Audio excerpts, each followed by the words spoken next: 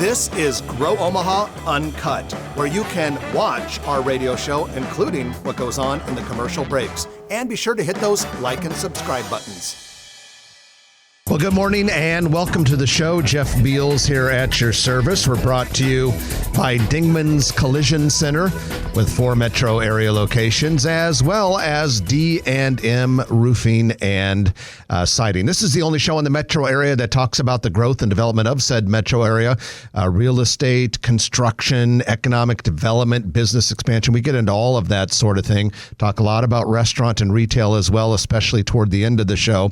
But without any further ado, it's time to bring on my co-host, a man who I have known for many, many years, and during that time has done many, many real estate deals, Trenton Magid. Good morning, everyone. Good morning, Jeff. Well, good morning to you. It is early fall, but it feels like summer, and this is a great time of year in Omaha or really anywhere in this part of the country, and I know there's just a lot to look forward to as we head into the fall and eventually get toward the holidays. Absolutely. We went downtown last night at the Hanson Center, Anthony Jeselnik. Dark humor, of course, but there's another comedian at Steelhouse.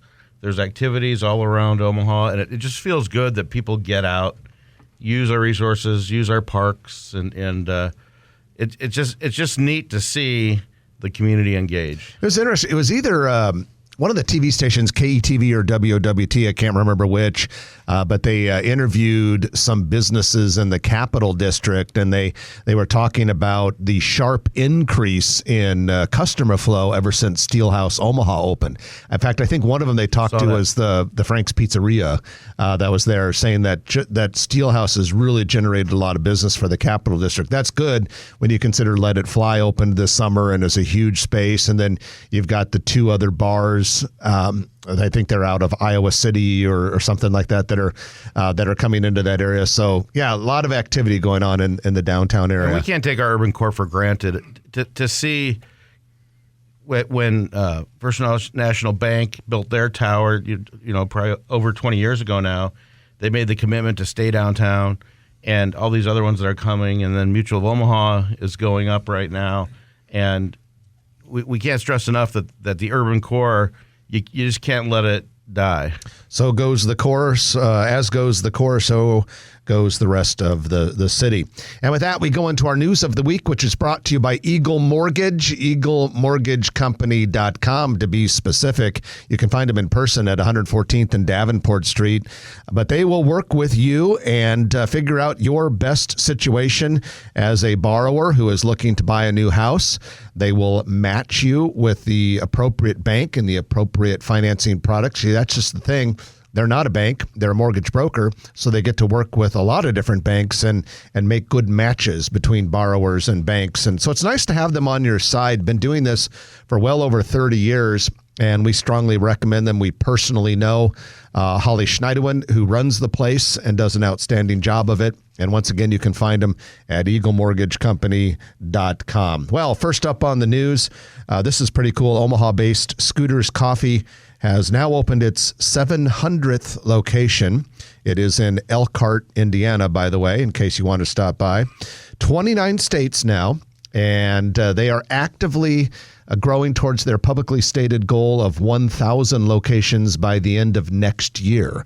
And so it's always good to see a local business growing like leaps and bounds, but they are hustling and working it really hard. They've got a lot of private equity behind them, and it's a well-run organization. But that doesn't stop. We're working with another coffee chain that's regional, that's coming in, that wants coffee kiosks, and there's more to come. And they're not afraid of each other. Scooters has always gone next to Starbucks. Mm-hmm. And for whatever reason, I know it's a liquid business, and I always use that joke. But pretty funny. Thank you, sir. But we're running out of pad sites and end caps. Well, I remember many, many years ago, for some reason, I got tricked into going to a Shrek movie, and there was one funny scene in it. There was some sort of disaster, and a bunch of people were in a coffee shop with a lot of green around it, so it was implying like it was Starbucks, but it didn't say Starbucks. And then all of a sudden, they ran across the street to the other Starbucks location across the street. It's kind of getting that way. Now, this coffee chain you're working with, what's that? It's Mocha Java. They're out of Wisconsin. They have locations in Alaska and Minnesota. And check them out online, Mocha Java. And we're just reviewing locations right now. Very cool.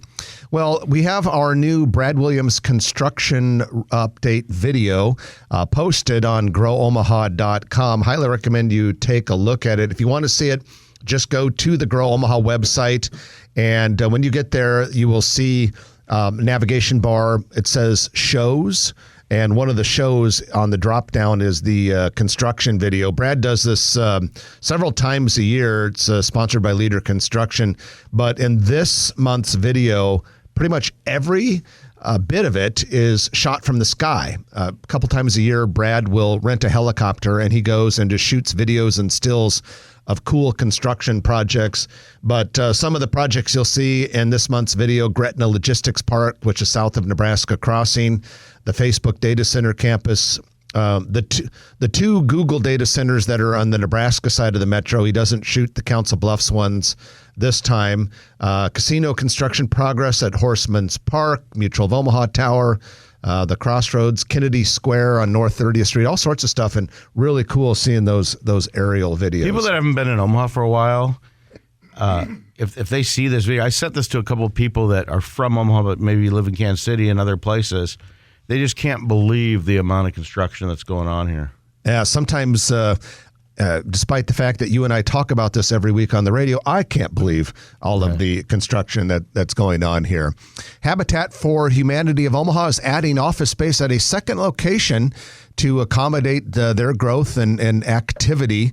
So Habitat will lease space in the Ashton building at Millwork Commons. This is part of North Downtown, near 13th and Cumming Street. Now, Habitat will continue to utilize their existing office space at 24th and Clark Street.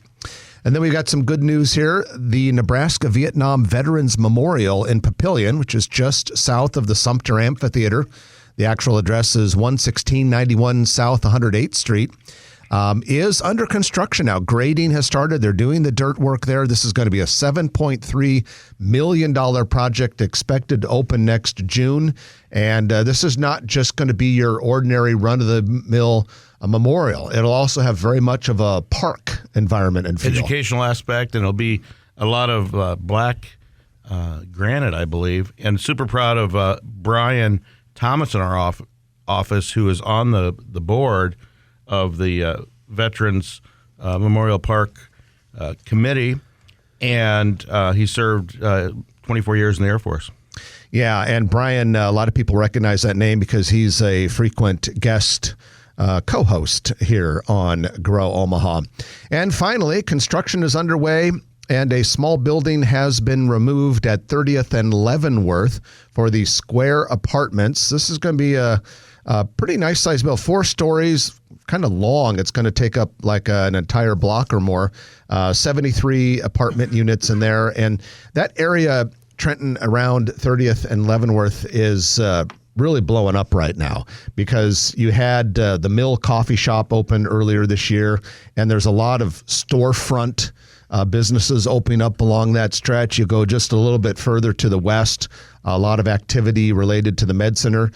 I can remember when you and I were growing up in Omaha, Leavenworth was kind of like a ugly corridor. Lock your doors. We've talked about that before on here over the years, and I've sold some buildings there. Leavenworth is really getting modern and it's looking good and being rejuvenized. Yeah, Leavenworth, if it keeps rejuvenated, that should be. Yeah, if it keeps going the way it's going, and there are other projects planned on that Leavenworth corridor, it's going to be one of the cooler urban corridors in town. And that is your news of the week, which is brought to you by Eagle Mortgage, eaglemortgagecompany.com. Going to take our first break of the hour. And when we do, we're going to bring on Douglas County Sheriff Aaron Hanson. And we're going to talk with Sheriff about the impact of homelessness and certain street crimes on economic development and business activity. Sheriff has been in the news a lot lately with some issues that we have related to street crime and homelessness and all that. And we're just going to dig into that a little bit. It's an important issue for our metropolitan area's future. You're listening to Grow Omaha. Jeff and Trenton We're brought to you by Dingman's Collision Center and D&M Roofing and Siding. Back in a moment on News Radio 1110 KFAB. All right. All righty. So we'll get going. Still streaming on there? Yeah. We're not streaming it. Just, we download it and stuff. So if there's something horrible we say that we can take it off, but we don't because it's uncut. Yeah, it's I was okay. telling Jeff when I called him yesterday, we hit this. We found a community action team sergeant got a call about a complaint of an abandoned truck, Blair High Road around the city-county line. Goes investigated, finds this massive homeless encampment under the Blair High Bridge. No way. Bridge. This is yesterday? When was this week. Okay, Blow so- your mind. So Blair big. High and Blair High and Crown Point. Crown Point. Just Okay. almost to 90th. Okay. So we went under it. Multiple sets of golf clubs, multiple bikes, multiple empty toolboxes. They're actually pounding stakes into the underside of the bridge to hold their Wow. makeshift. Yeah. So Oh gosh. it's, and think about it. They're winterizing. Not only for the infrastructure. Yeah. I think that securing things to the underbelly of the Is it still there? infrastructure. Yeah, we're working with the state right now. So you can't talk about it. No, we can talk.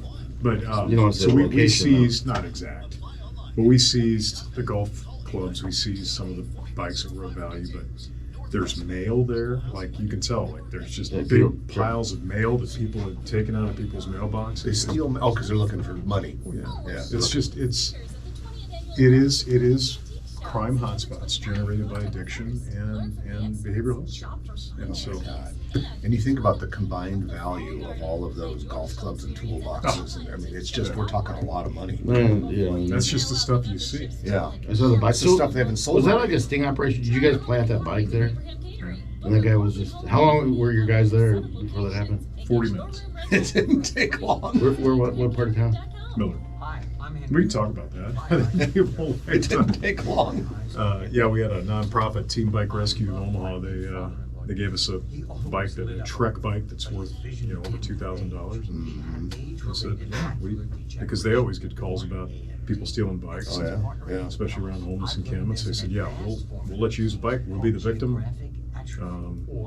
Place it where you want. Who was it then? Team bike rescue in Omaha. Okay. So then you also had that video on the Facebook page about the guy calling 911 about his son's bike. Yeah, that was the same. That they was had- the same suspect. Yeah. Yeah. And what was interesting, long before I saw that video a few weeks ago, word gets around Southwest Omaha pretty fast, and we had some parents, baseball parents, over at our house yeah. from back when my kid used to play with him when they were younger, and they were talking about that even like 3 weeks ago. That everyone knew about that. About that guy trying to drag that kid under the bridge. Is he drug a kid? What? Allegedly. Allegedly, yeah. So, It could be and what? allegedly. So he's not using it for transportation as much as he's driving it over to Saul's and getting $40 for it or something. They'll So- cycle. Yes. So is it the pawn shop? Sell where to they sell scrappers, things? pawn shops. Okay. And they don't care if they get pennies on the dollar. pennies It's just for the next. What's that? There's a youth bike rescue. Where'd it go, fellas? After Wednesday night's second GOP debate, I had a chance to talk to her. You can hear the entire interview at the Every Soccer podcast page. They're going after stolen bikes. And back to Grow Omaha. Jeff Beals and Trenton Maggot at your service. We're brought to you by Dingman's Collision Center and D&M Roofing and Siding. Eric Obrimt and the team at D&M Roofing and Siding do an outstanding job with both commercial and residential roofs, maintenance, repair, replacement. They do all of that. D&M Roofing and Siding. Well, we have with us today Sheriff Aaron Hanson, Douglas County Sheriff that is, and we wanted to talk to Aaron a little bit about just some of the street crime and homelessness that's going on inside the county. Sometimes in parts of the county that come as a surprise to some people. But first of all, Sheriff Hanson, welcome back to the show. Thanks for having me. I wasn't here the last time you were on because you were substitute substituting for me. Yeah. It's good. It was, And he still came back. He still came back. So, all right. Well, Aaron, I saw something on a WWT article that featured your office and the activity of some of your deputies yesterday that caught my eye. It made reference to the number of homeless people being up 200% and it was either Omaha or Douglas County in the last 5 years. And just anecdotally, I'm a guy who goes downtown a lot. I'm out and about, suburban and urban. And anecdotally, it just feels like there are more people on the street than there used to be. Yeah, and it's not just something that Douglas County is struggling with. You see it across the country. And, we're very, very fortunate in Omaha and Douglas County. We've got great, strong, common sense leaders like Mayor Stothert. We've had great governors. I think for the most part, our county boards and our city councils have been, very responsible, common sense leaders. But I do think that we have to keep a close eye when we see homelessness trending up and when we see things like juvenile crime trending up.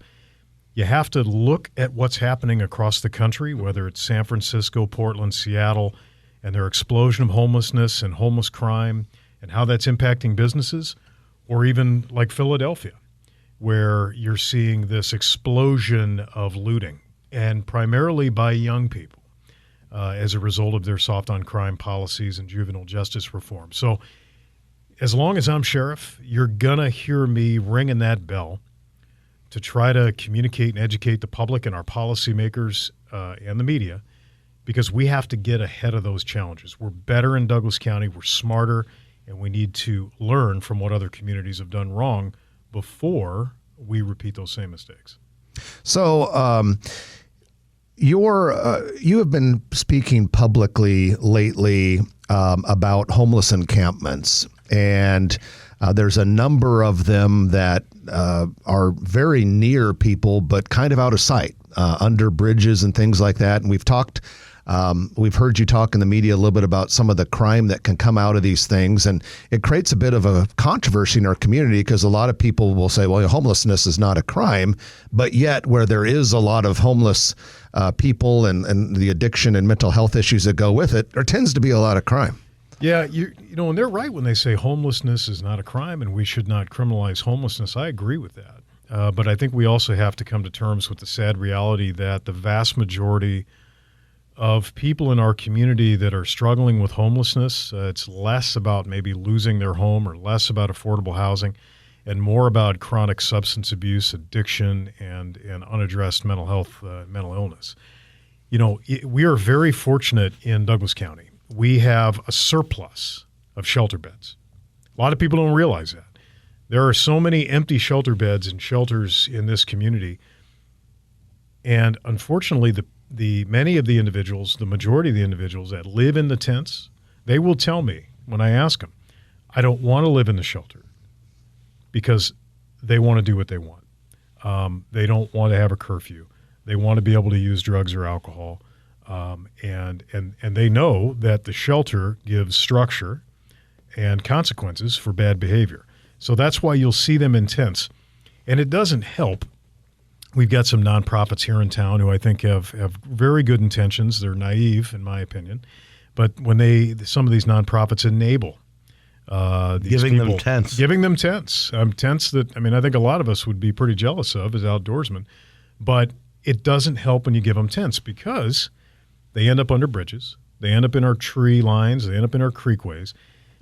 And those areas become crime hotspots because those folks, trashed. They have to live. Yeah, litter. It's an environmental disaster oftentimes, humanitarian disasters. And those individuals have to eat.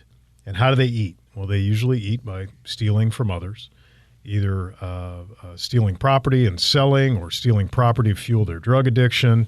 And we have to come to terms with how sad that reality is if we can really find a solution that's long-term. So go ahead, Trenton. Well, as you were talking about, how do you help someone who doesn't want to be helped or doesn't know they need help?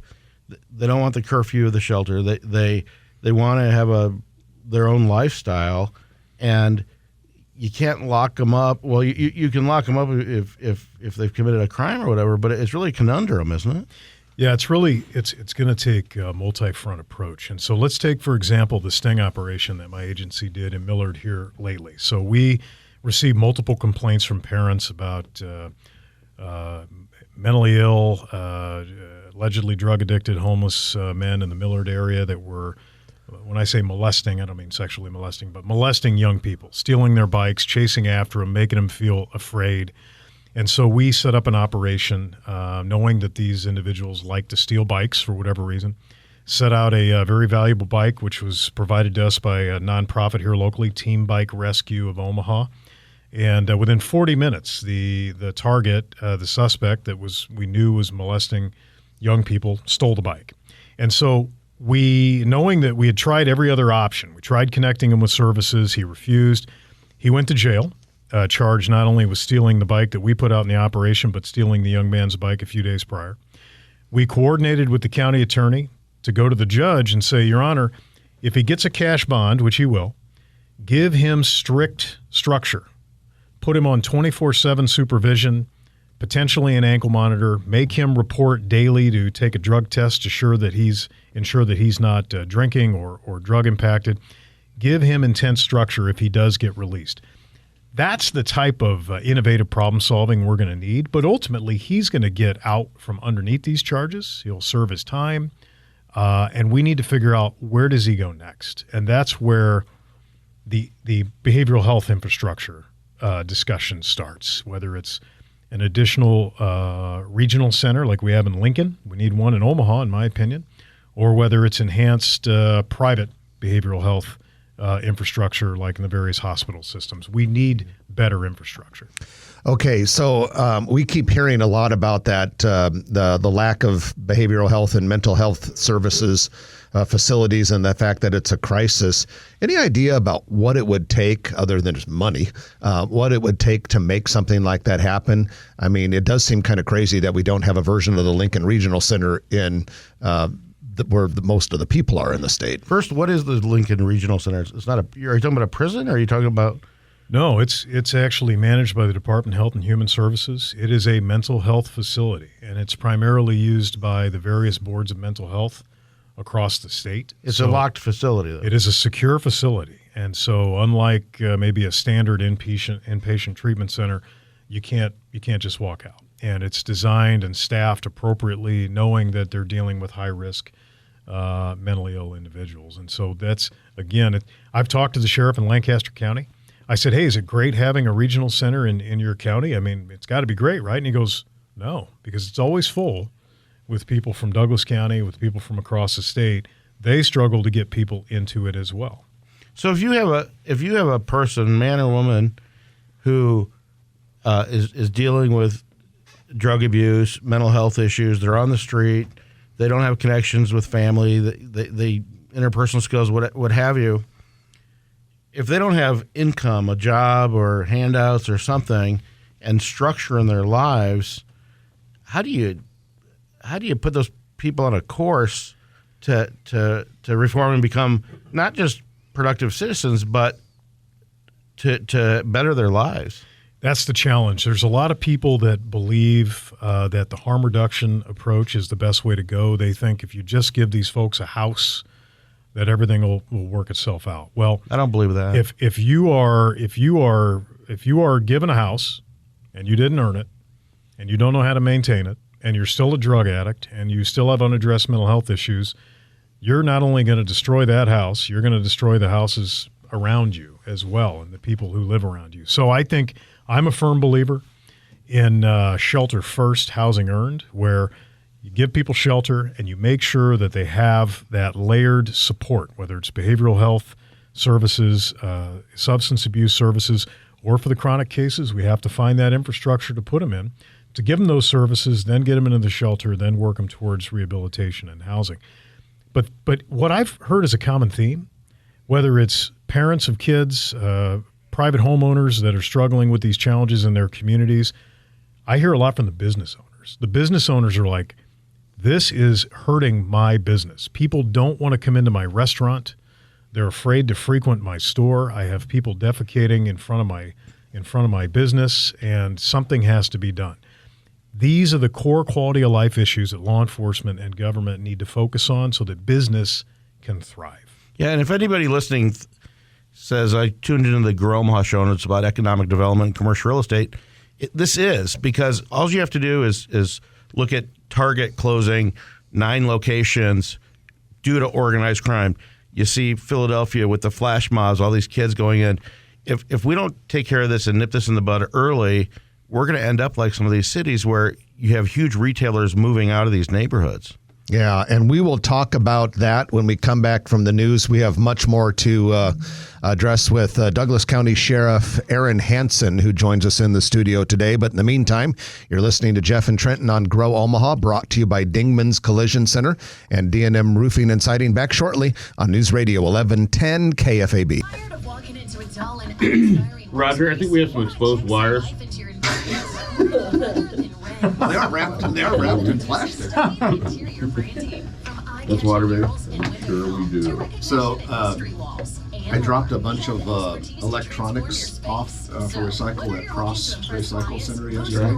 That's pretty slick. But there was one problem that there was this old TV that I bought in 1995.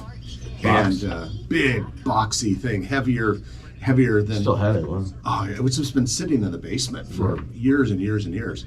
And Jack, he would do his fielding reflex drills for baseball down there, and it's unfinished in that area, and he would just throw the baseball, as hard as he can, and sometimes it would periodically hit the back of the TV. And so for years and years and years of accidental, who knows, maybe sometimes purpose, the back of this TV was just shredded from baseballs. And I took this, so I was trying to get rid of it. I'm taking pieces out. Thank God the tube wasn't broken. Because they said if the tube was broken, like there's nowhere in the area that will take it. And The dumpster. I'm shocked you had a TV with a tube. Of course, that's what happens. I'm sure people if you have no other option. But but that's pretty slick. Like we brought all these laptops up there that we had been accumulating in the basement. A couple of desktops that had been down there for a long time. Did you hear the numbers? What the National Retail Federation said was lost last year alone? 40 billion? No. 112 billion. I'm sorry, 114 billion. Yeah. 114 billion, largely and majority in part by talent. Yeah. And like you said about the Target stores, all of those markets are where you've had progressive DAs and county attorneys elected. Yeah. Nebraska, everyone makes a big deal about it. In California, it's $1,000 or more as a felony, 1,000 less as a misdemeanor. They're like, that's terrible.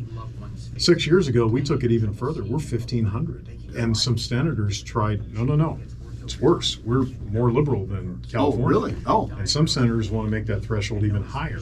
Oh, 15 trips into 1,500. Oh, You walk into a store at Walgreens, you steal $1,500 worth of stuff. Yep.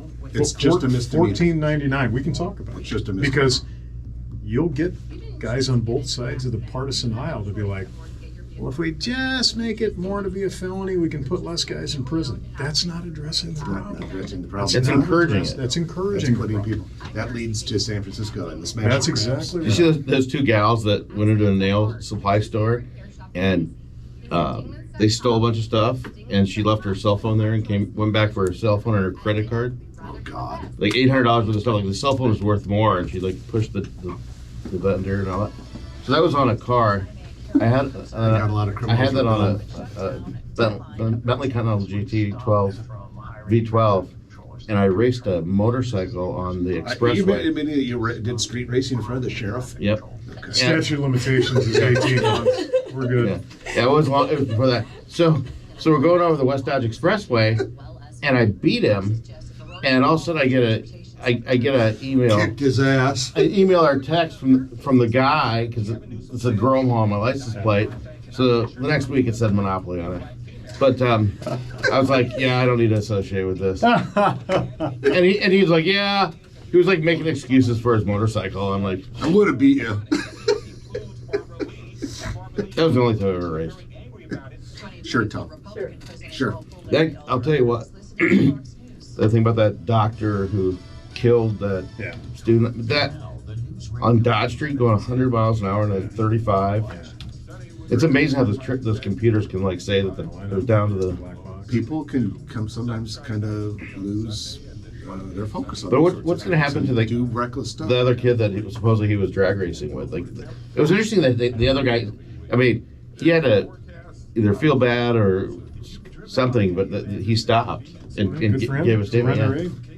We have a friend who's in the hospital right now because he was going very, very, very fast in a Can-Am Spider. Really? Yeah. And, got rid of that thing.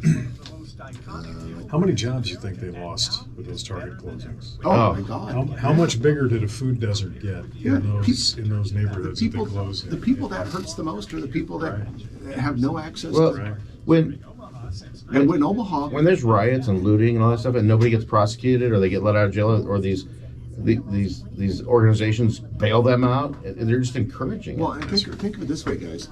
In Omaha, we're not even to the point yet where we can have a CVS, a Walgreens, or a Target in the heart of our downtown yet. We're working towards that.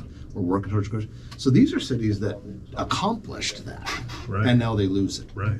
And now they lose it. Right. And we can tell you how. I mean, Omaha's been busting its ass trying to get through. Sure. And I don't know why, like, the prices that, like, to live in downtown San Francisco, or these things are like unsurmountable, probably going down now. But like, could you imagine trying to sell a house in Portland right now? I mean. Yeah, well, in certain areas in Portland, it's like falling off a log because there's a shortage. But your point's well taken. It's gonna be like Detroit, where we're tearing down neighborhoods and turning them into farmland. Yeah, it's like, why would anyone move to Portland? Plus, it rains all the time. I love Portland. Minus the anarchy. In all honesty, You like for the case study? it's my least favorite major metropolitan area in the Really? United States, and there's a couple reasons for it. Traffic? One of it is that issue Okay. that you said. Part of it is the traffic there. It seems like the traffic that would be in a way bigger city. Right. And their downtown areas is kind of seedy and grungy and all that. But who's gonna? I love the natural environment around. Yes, that's what I like. How everywhere you go, the mountains and the you'll be ocean even to the in the west. suburban area. It Yeah. feels like you're in the Yeah, mountains. that part I like. I'll tell you what scares you. You know, he's a good-looking guy, and he has an answer for everything. Gavin Newsom. I mean, that guy could very well be the Democratic candidate when things. But he shake talks out. out of both sides of his mouth. Oh, he does, Yeah. but he's smooth. Yeah. And not everybody Absolutely. watches conservative radio. Absolutely. He would. You gotta wonder if he would destroy Biden though in a primary challenge. Oh my God. Could you imagine a debate? was What is it? debating Ron DeSantis. Destroyed him. Well, that'll be fun. That was smart. Yeah. You know. For Newsom. Yeah. Smart for Newsom. Yeah. Why not? 20. 20 seconds. Smart for both of them. Actually. 600 pre-K or 8th grade students, most of whom come from disadvantaged neighborhoods. I'm not going to play the 10. Oh, thanks. Yeah. Damn right you're not. You don't need it. Well, it's for a show that runs on Friday night. Oh, okay. It doesn't have to run right now. Okay. I wouldn't start those before. I wish we could flush the Fox News. It kills a lot of our time. And welcome back to the show. Jeff Beals and Trenton Magid here, brought to you by D&M Roofing and Siding and Dingman's Collision Center, 4 metro area locations, and also provide mechanical services as well. Real quickly, we have our Noddle Company's Commercial Real Estate Development Spotlight of the Week. And this week we're talking about some changes at the Interrail Food Hall. Bring it on. Yeah, we have some new things there. The former Reagan's Lobster Rolls. Kind of sad that left. I like that place. But that's the way life is in food halls. Food halls are designed to have restaurants coming and going and being, experimental and that sort of thing. The former Reagan's Lobster Rolls is going to become Willie Dogs, which is a locally owned upscale hot dog vendor. And supposedly I talked to someone down at Interrail and they said they're going to do some edgy stuff. So edgy hot dogs, Trenton. And Square hot dogs. also, former Soulful space right next to Willie Dogs is going to be Sweet Treats Mini Donuts, but that's a good place to go for lunch or something in Interrail Food Hall. Yes, sir. I'll bring it on. I'll frequent that. I'll go there. Yeah, I enjoy going over there. And so we want to encourage you to check out Noddle Companies. If you want to learn more about what they do, Noddle Companies is a national full-service real estate company here in Omaha. They lead headquarter development of some of the most impressive enterprises around here, like HDR, Kiewit, Valmont. They build all those buildings. Absolutely. From residential to retail and beyond, they create communities like Builders District and Exarban Village, which we were talking about there. And by the way, also in addition to the places we mentioned, Exarban Village has Rub, Willie Dog's No Name Cafe, and A Priori Status. I'm excited for Rub. Pretty cool stuff. We have with us Douglas County Sheriff Aaron Hanson for a few more minutes. And Sheriff, we were talking about these homeless encampments and that sort of thing. Is it trespassing for someone to live on city or state property? And as a semi-permanent resident who pitches a tent or something like that? It can be. Sets up a tent? It can. It can be. It all depends on what location. There's some areas that are obviously very, very concerning for people to put up a tent. Under infrastructure, I mean, look at how much we talk about vital infrastructure and infrastructure safety. I was just at a homeless camp here in Douglas County that's under a state highway, and we're coordinating with the State Department of Transportation about this. But the homeless camp underneath the state highway has actually started to secure their tents into the underside of the bridge. So pounding items into the concrete, let alone all of the erosion, which is occurring under the bridge in the creekway. And again, there's a price to be paid for that. This is vital infrastructure. There's a reason why we don't allow people to, lease camping spots underneath them. And they're usually the only recreational activity under a bridge is a walking trail. And so I think, again, we've got to take a broader look. Is it smart to have people living under tents? Is it safe? I hear from a lot of people that their kids or them jog up and down trails here along our NRD trail system, and they're afraid of some of the people that they encounter. Just this morning, I had a constituent call me and say he was chased by a homeless man along a Keystone Trail, threatening to slit his throat, and that was proximate to a bridge. So, again, I don't think there's any good reason to camp under a bridge.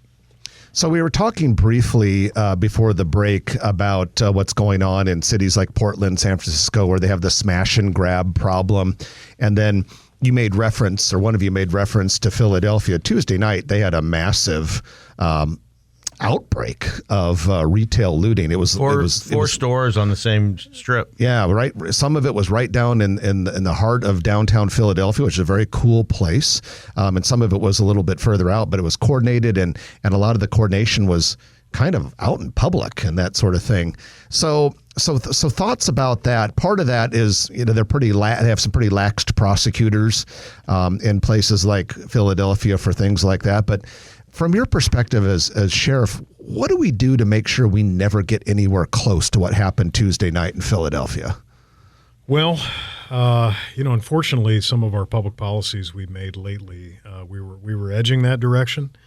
It was good to see our county board recently decide to keep DCYC, our youth center, open, not replace it with a smaller youth center. And I know there's a broader conversation happening on the state level and the local level about maybe whether we went too far in our juvenile justice reform laws, removing consequences for bad actions. And again, this is a show about business development, economic development. I guarantee you there's a lot of businesses in Philadelphia and on the West Coast right now who are wondering, where did we go wrong? I wish we would have been more engaged with our lawmakers. Never did I think as a business owner I would have to be engaged in social justice and criminal justice reform issues, and this is a prime example why we need to. Philadelphia was primarily teens, and they weren't stealing food, unlike some Congress people that were saying they were stealing bread to feed their families. They were stealing iPhones and smashing them, and liquor and electronics, and it was just a free-for-all in Philadelphia. Because they've been normalized to the reality that there is no consequences for those behaviors. People talk about California and how the felony threshold is $1,000 or more. So you can walk into a store, steal $1,000 or less, and it's a misdemeanor. $1,000 or more is a felony. People complain about that. We did that in Nebraska 7 years ago, but we made it $1,500. Less than $1,500 is a misdemeanor. And we had state senators last session asking to up that even more. So these public policy decisions have consequences. We need to think about innocent people in our business community when we're making them.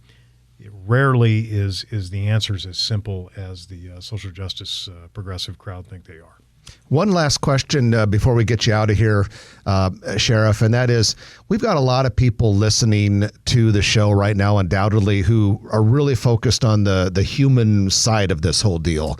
And to their credit, they desperately want to do something to help the situation.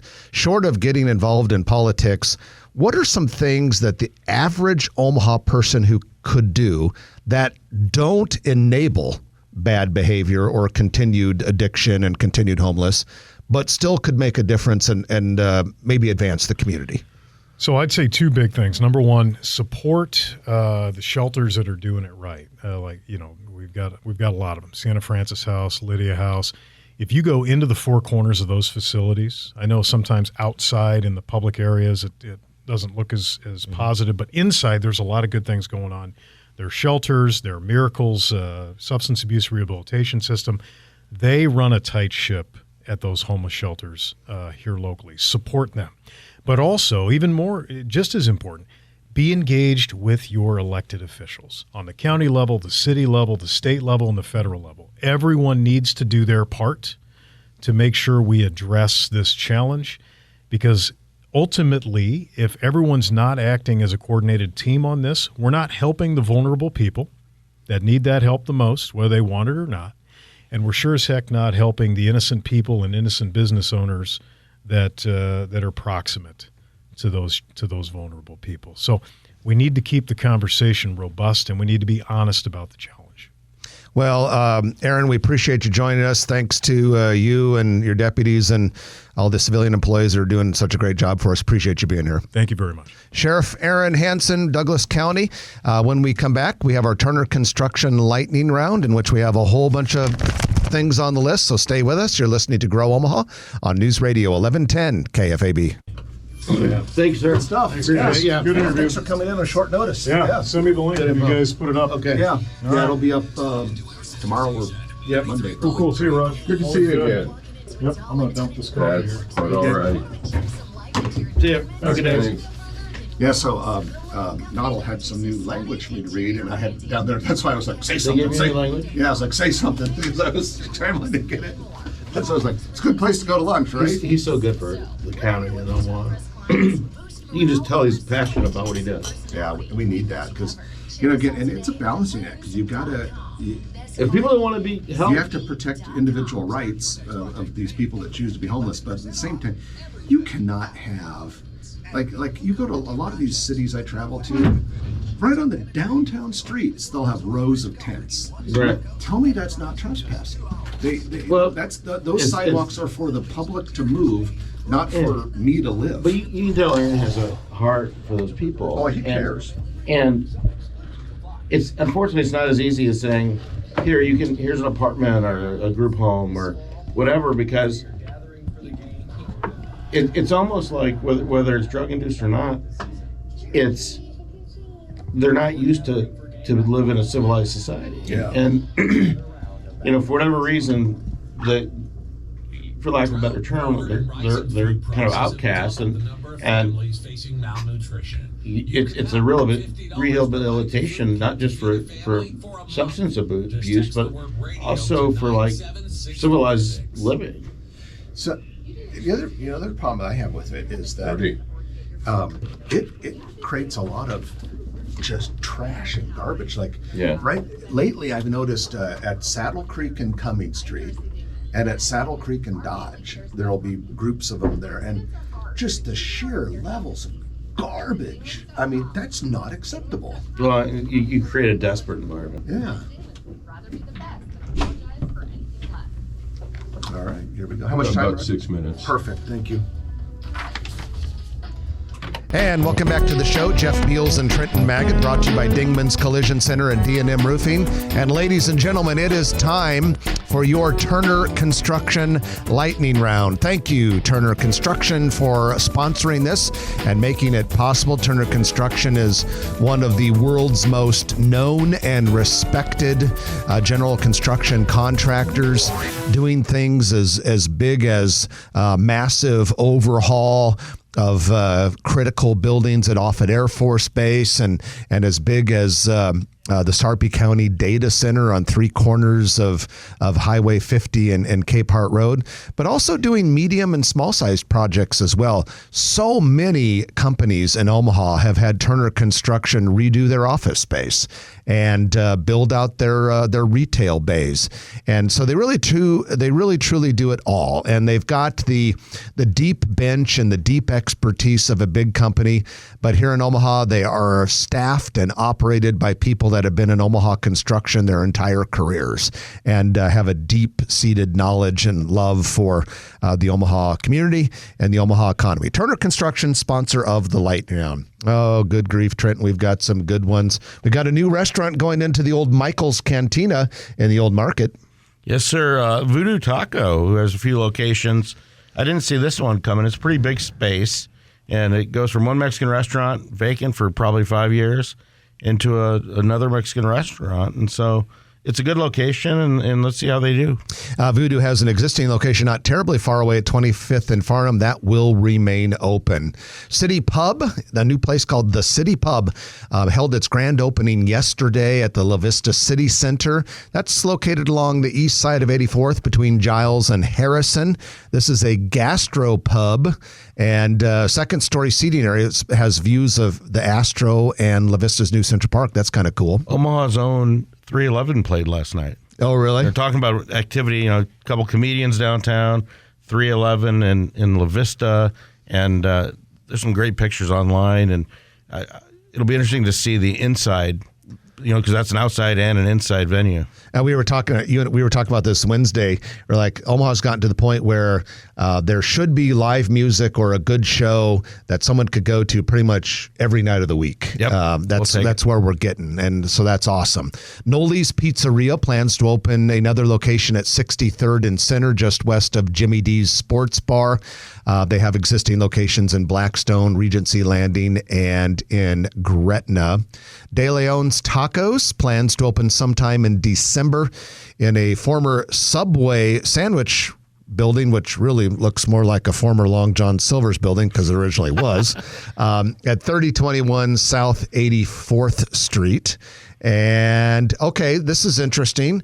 The former Razzie's Deli building at 2615 North 90th Street is under renovation, and it will become Grateful Green Hemp and THC dispensary. Just what we needed. We need more of those. What we need more are more hemp dispensaries and more frozen yogurt places and more check cashing places. Yes. Pine and Black Bistro and car washes. Pine and Black Bistro held its official... I was waiting for that. I was going to say coffee, but given our earlier discussion, I thought that might not be appropriate. Pine and Black Bistro held its official ribbon cutting this week for a new restaurant in Papillion. I have yet to try it, but I hear it's pretty good. And let's see, what else can we talk about? The Hy-Vee grocery store at 180th and Q Street is adding on to the west. It's going to be a Hy-Vee Aisles online grocery pickup facility, and construction is scheduled to be complete for that new addition by late November. Remember the days, Trenton, when everyone just had to go to the grocery store and get their groceries? Yeah, pick their own vegetables. Although when our parents were kids, they had the milkman and vendors that would come to the door, so maybe we're kind of going I remember back. having the milk box. The milk box, yep. My grandma had a milk box on the front porch when I was a little kid. We used to play with it. The former Ronald J. Pelagi office building at 3131 South 72nd, that's just a little bit north of Grover, has been demolished. A Silver Star car wash will be built on site. That place is, Silver Star is a chain of car washes out of South Dakota, also has locations in Iowa, North Dakota, and Minnesota. In related news, Spezia, which is one of my favorite restaurants, is short of parking.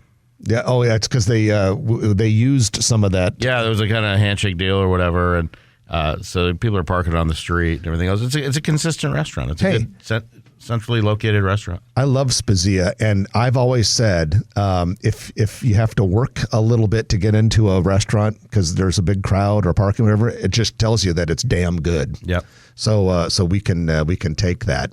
Nebraska Owners Insurance Company has leased a little over 6,000 feet at 133rd and Birch Street. And let's see. Oh, one other thing we wanted to mention, the unemployment rate for the Omaha Council Bluffs metro area dropped to 2.2%.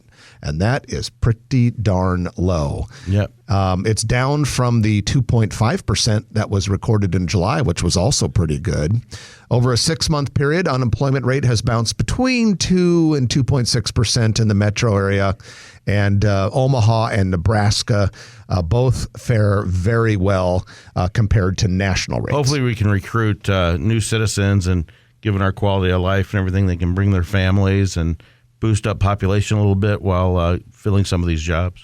Anecdotally, we keep hearing signs that population increases are underway. We've talked to a lot of apartment owners and apartment managers, and they're always saying, hey, an impressive percentage of our new tenants are coming from out of state, and that's a good sign. Yep. And we also want to remind people to check out the Brad Williams construction video. It is available at growomaha.com, and you can click on shows on the navigation bar. Well, that's it for this week. Hope everyone enjoys this summer weekend at the beginning of fall. I'm Jeff Beals. And I'm Trenton Maggot. You've been listening to Grow Omaha, brought to you by Dingman's Collision Center, D&M Roofing and Siding, and Turner Construction. We'll chat with you next week at 9 o'clock right here on News Radio 1110 KFAB. If you like this video, be sure to hit those like and subscribe buttons. And remember, Grow Omaha is not just media. This is a mission. We are trying to build up Omaha and make it an even better place. We can only do that with your help. Share this video with your friends, neighbors, and family.